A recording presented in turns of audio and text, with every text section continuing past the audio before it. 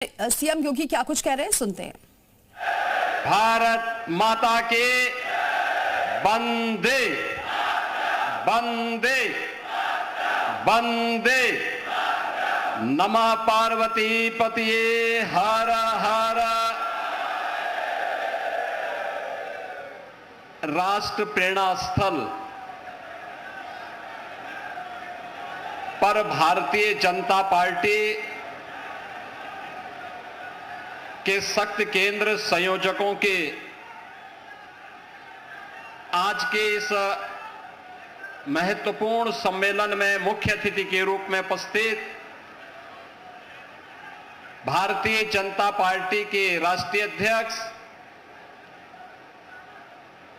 माननीय नितिन नवीन जी, भारतीय जनता पार्टी के राष्ट्रीय संगठन महामंत्री श्री बीएल संतोष जी, भारतीय जनता पार्टी के प्रदेश के अध्यक्ष केंद्रीय वित्त राज्य मंत्री माननीय पंकज चौधरी जी, उत्तर प्रदेश सरकार में मंत्रिमंडल के मेरे वरिष्ठ सहयोगी उप मुख्यमंत्री श्री केशव प्रसाद मौर्य जी, उप मुख्यमंत्री श्री ब्रजेश पाठक जी, प्रदेश संगठन के महामंत्री सम्मानीय धर्मपाल जी, अवध प्रांत के नवनियुक्त क्षेत्रीय अध्यक्ष श्री अवधेश द्विवेदी जी, अवध प्रांत के शक्ति केंद्र संयोजकों के आज के इस सम्मेलन में उपस्थित इस प्रांत के सभी पदाधिकारीगण, शक्ति केंद्र के सभी संयोजकगण, उपस्थित बहन और भाइयों, उत्तर प्रदेश के इस प्रथम शक्ति केंद्र संयोजकों के सम्मेलन में मैं भारतीय जनता पार्टी के राष्ट्रीय अध्यक्ष माननीय नितिन नवीन जी का, राष्ट्रीय संगठन महामंत्री माननीय बीएल संतोष जी का आप सबकी ओर से हृदय से स्वागत करता हूं, अभिनंदन करता हूं। आप में से हर कार्यकर्ता इस बात को जानता है कि 25 दिसंबर भारत के पूर्व प्रधानमंत्री श्रद्धेय अटल बिहारी वाजपेयी जी की जन्म शताब्दी वर्ष के अवसर पर देश के यशस्वी प्रधानमंत्री आदरणीय श्री नरेंद्र मोदी जी ने इस राष्ट्र प्रेरणा स्थल को राष्ट्र को समर्पित किया था। ये राष्ट्र प्रेरणा स्थल वही स्थल है जहां पर भारत को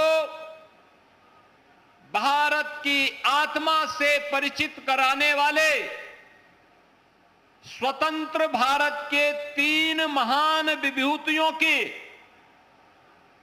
जीवन दर्शन पर आधारित उनकी 65 फुट ऊंची प्रतिमाओं के साथ साथ निरंतर प्रेरणा प्रदान करने वाले इस म्यूजियम के माध्यम से देश को और वर्तमान पीढ़ी को एक नई प्रेरणा प्रदान हो रही है।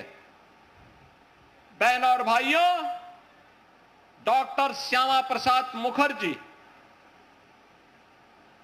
भारत की आजादी के आंदोलन के दौरान एक ऐसा नाम जिन्होंने अंग्रेजों की कुटिलता के खिलाफ बंगाल के विभाजन का विरोध करते हुए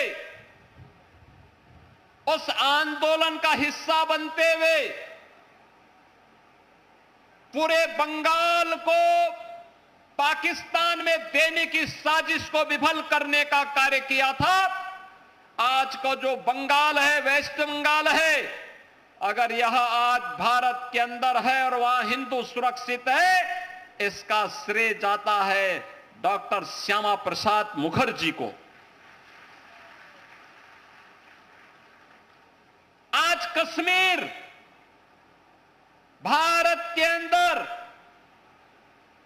जिस रूप में है, कश्मीर में धारा 370 समाप्त हुई है, श्रद्धेय प्रधानमंत्री श्री नरेंद्र मोदी जी के कारण, माननीय गृह मंत्री श्री अमित शाह जी के कारण, लेकिन प्रेरणा पुंज हैं डॉक्टर श्यामा प्रसाद मुखर्जी जी। उन्होंने 1953 में कश्मीर के लिए धारा 370 समाप्त करने के लिए अपने आप को बलिदान किया था। एक देश में दो प्रधान, दो विधान, दो निशान नहीं चलेंगे, नहीं चलेंगे का नारा देते हुए उन्होंने परमिट सिस्टम का विरोध किया था और कहा जम्मू कश्मीर भी भारत का हिस्सा है और इस पर शेष भारत का कानून बराबर लागू होना चाहिए।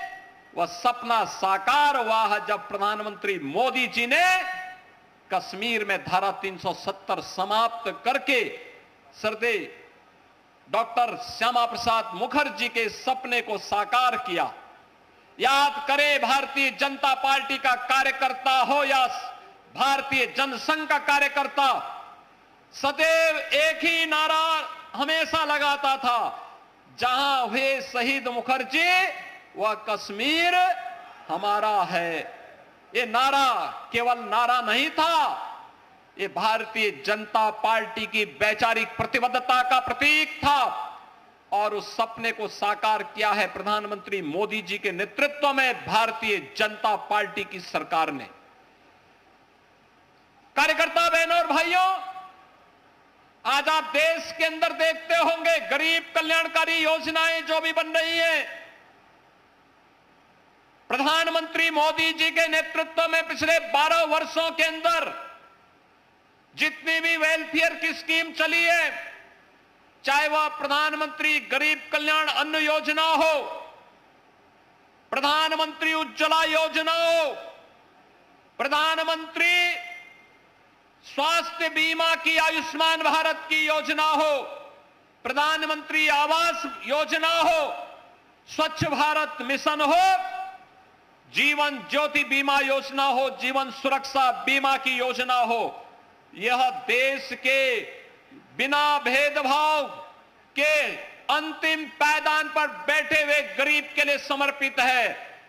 यह अंत्योदय की प्रेरणा हमें प्राप्त होती है पंडित दीनदयाल उपाध्याय जी से, और पंडित दीनदयाल उपाध्याय के उस सपने को साकार किया है प्रधानमंत्री मोदी जी की गरीब कल्याणकारी योजनाओं के माध्यम से। और उन गरीब कल्याणकारी योजनाओं के माध्यम से आज भारत के अंदर बिना भेदभाव के शासन की योजना का लाभ अंतिम पायदान पर गया है, तो उसका प्रेरणा स्रोत है पंडित दीनदयाल उपाध्याय। सुशासन कैसे होना चाहिए, भ्रष्टाचार के खिलाफ कैसे टेक्नोलॉजी का उपयोग करते हुए हम कार्यक्रम को आगे बढ़ा सकें, पहला सूत्र है शासन की स्थिरता। राजनीतिक स्थिरता के बगैर शासन स्थिर नहीं हो सकता। भारत के अंदर राजनीतिक व्यवस्था को, राजनीतिक स्थिरता को समाप्त करके शासन में स्थिरता आए, इसके प्रेरणा है श्रद्धेय अटल बिहारी वाजपेयी जी। याद करिए 1990 के दशक के उस दौर को, लगातार सरकारें बनती थी, बिगड़ती थी, आती थी, जाती थी, खरीद फरोख्त होती थी। 1996 का अटल जी का वक्तव्य सुनिए, जब उन्होंने 13 दिन की सरकार को गंवाई थी, उन्होंने कहा कि नहीं, हम इसको नहीं प्रेरित करेंगे, इसको नहीं आगे बढ़ाएंगे। और उस समय श्रद्धेय अटल बिहारी वाजपेयी जी ने कहा चुनाव का मुकाबला करेंगे। 98 से लेकर के 2004 तक देश के अंदर एक स्थिर सरकार देकर के, राजनीतिक स्थिरता के दौर को भारत के अंदर ला करके फिर सुशासन का एक मॉडल उन्होंने दिया। सुशासन का मॉडल जो डॉक्टर श्यामा प्रसाद मुखर्जी और पंडित दीनदयाल उपाध्याय जी की प्रेरणा से आगे बढ़ा था, आज वह देश के अंदर प्रधानमंत्री मोदी जी के नेतृत्व में एक साथ चाहे वह डॉक्टर श्यामा प्रसाद मुखर्जी का भारत की एकता का संदेश हो, चाहे वह पंडित दीनदयाल उपाध्याय जी का अंत्योदय की प्रेरणा हो, चाहे वह सरदेव अटल बिहारी वाजपेयी जी के सुशासन का मॉडल हो, या अगर किसी ने किया है तो आज देश के यशस्वी प्रधानमंत्री श्री नरेंद्र मोदी जी के नेतृत्व में हमने नए भारत के अंदर देखा है। हमारी पीढ़ी सौभाग्यशाली है कि हमने मोदी जी के भारत की सुरक्षा के मॉडल को, वैश्विक मंच पर भारत की बढ़ी हुई प्रतिष्ठा के इस मॉडल को, भारत की सुरक्षा के मॉडल को, विकसित भारत की संकल्पना के साकार होते हुए मॉडल को आज हम देख रहे हैं, उसको आत्मसात कर रहे हैं। और विरासत और विकास का मॉडल कैसे हो सकता है, इसका केंद्र बिंदु बनाया है प्रधानमंत्री जी ने भारत के हृदय स्थल के रूप में जाने जाने वाले उत्तर प्रदेश को। पिछले 9 वर्ष के अंदर उत्तर प्रदेश के अंदर डबल इंजन की सरकार ने प्रधानमंत्री मोदी जी के उस मॉडल को यहां अक्षर से उतारने का काम किया है।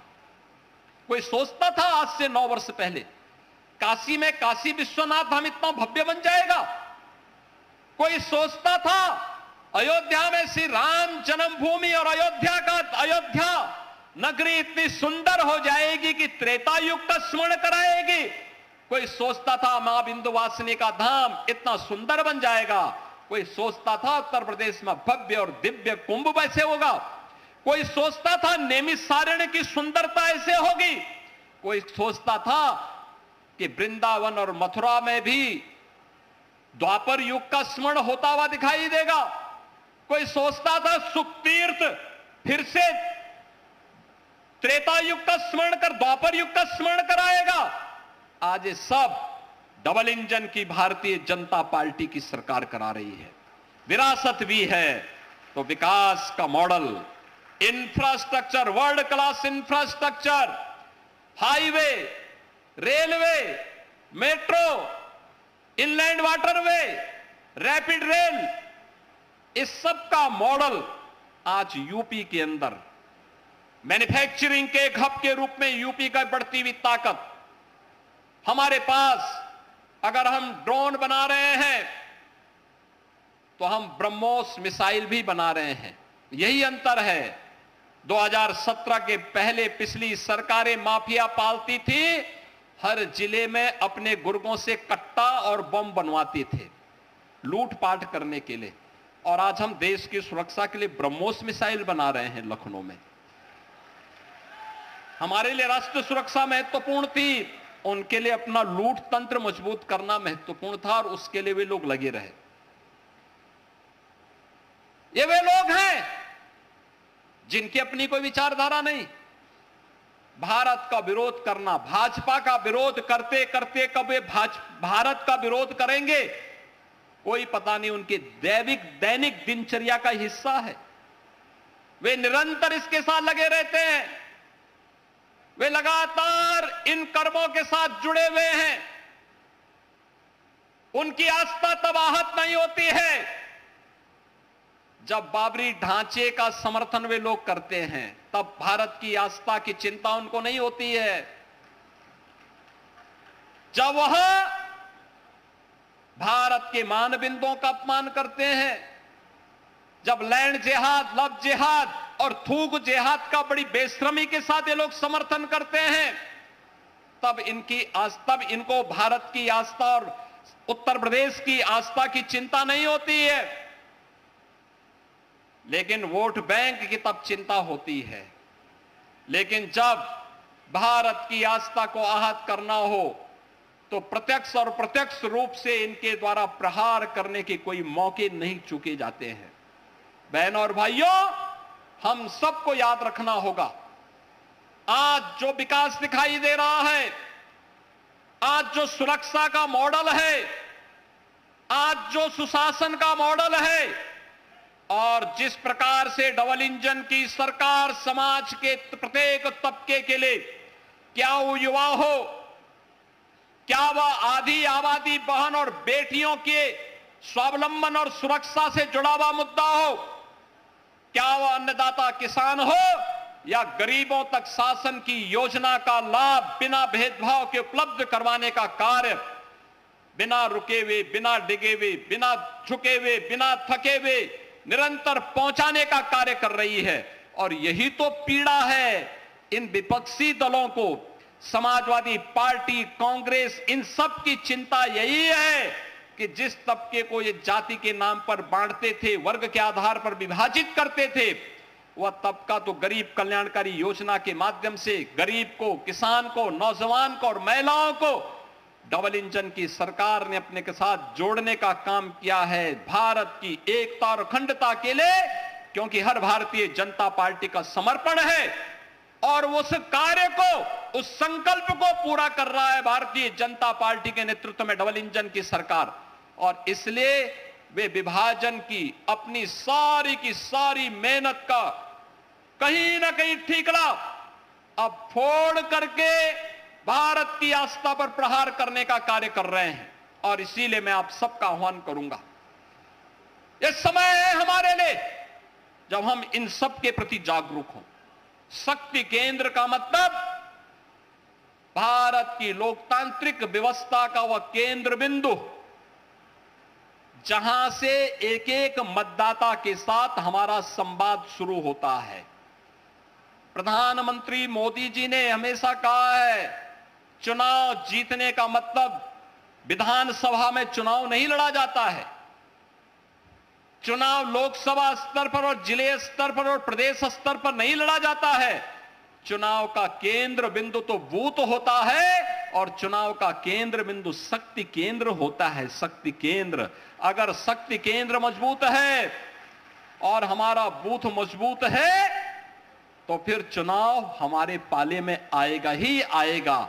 और उस दृष्टि से उसके रखवाले के रूप में आपकी बड़ी भूमिका, उस महती भूमिका के कारण दुनिया के लोकतांत्रिक देशों में सबसे बड़े राजनीतिक दल के रूप में जिस पार्टी ने प्रधानमंत्री मोदी जी के नेतृत्व में यह सफलता प्राप्त की है, उस भारतीय जनता पार्टी के हमारे राष्ट्रीय अध्यक्ष माननीय नितिन नवीन जी आज हमारे इन शक्ति केंद्र संयोजकों के साथ संवाद बनाने के लिए स्वयं प्रदेश की राजधानी लखनऊ में आए हैं।